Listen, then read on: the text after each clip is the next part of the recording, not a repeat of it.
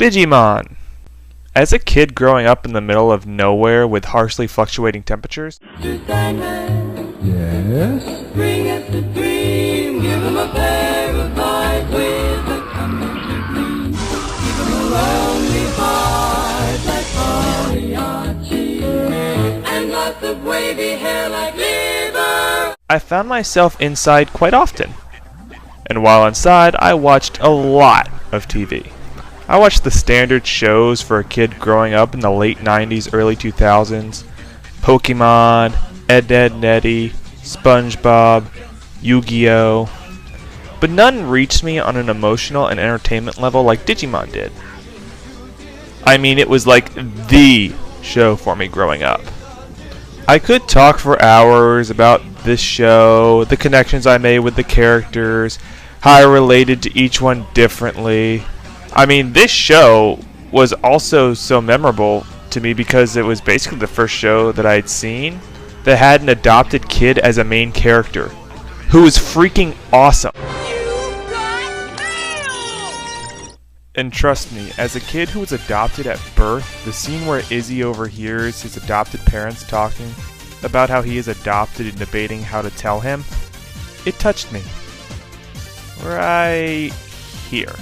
And a little there.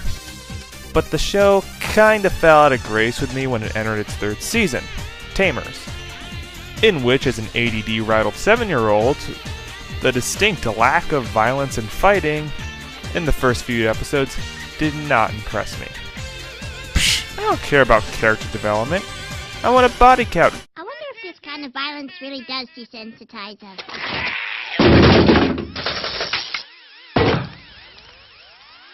Wanna get a snow cone? Okay. I watched the 4th season rerun, but at that point I was entering that anti-kid phase. You know, the one everyone goes through?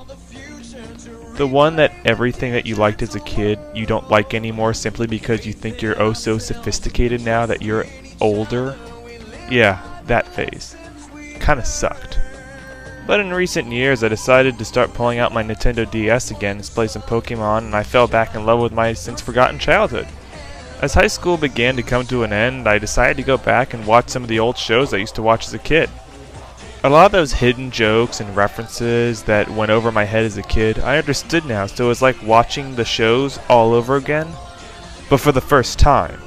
Call your cable company if there's some sort of a problem, or the local broadcaster. But if they're not giving you stereo and you want stereo, that's your problem, not ours. Don't bug us. Complain to your congressman, or Newt Gingrich, like I'm sure he'd care.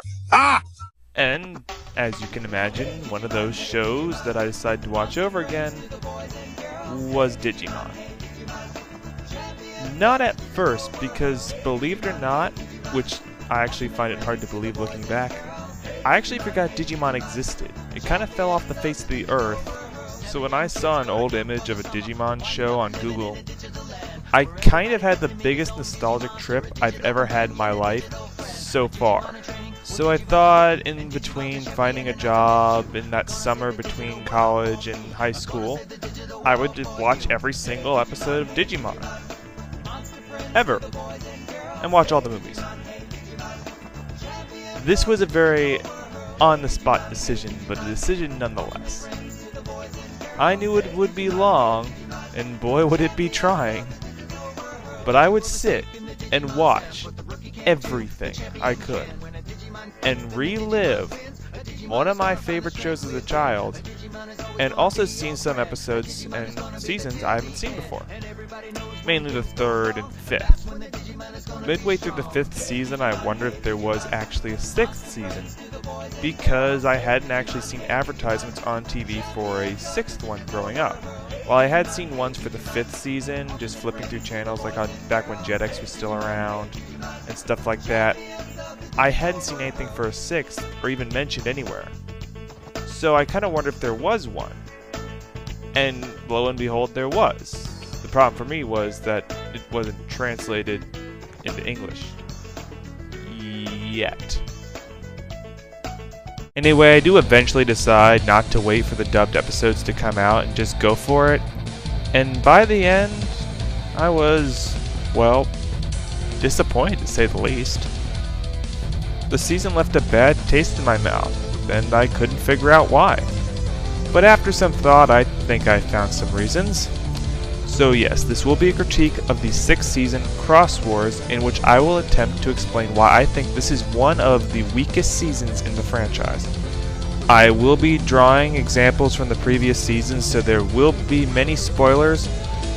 Also, all these seasons that I will be drawing comparisons from are the dubbed counterparts to those seasons. And while this may be a little unfair, I will try to keep most of my complaints to things that most likely won't be lost in translation, such as a character's motivation or plot points, etc. Alright, let's get started.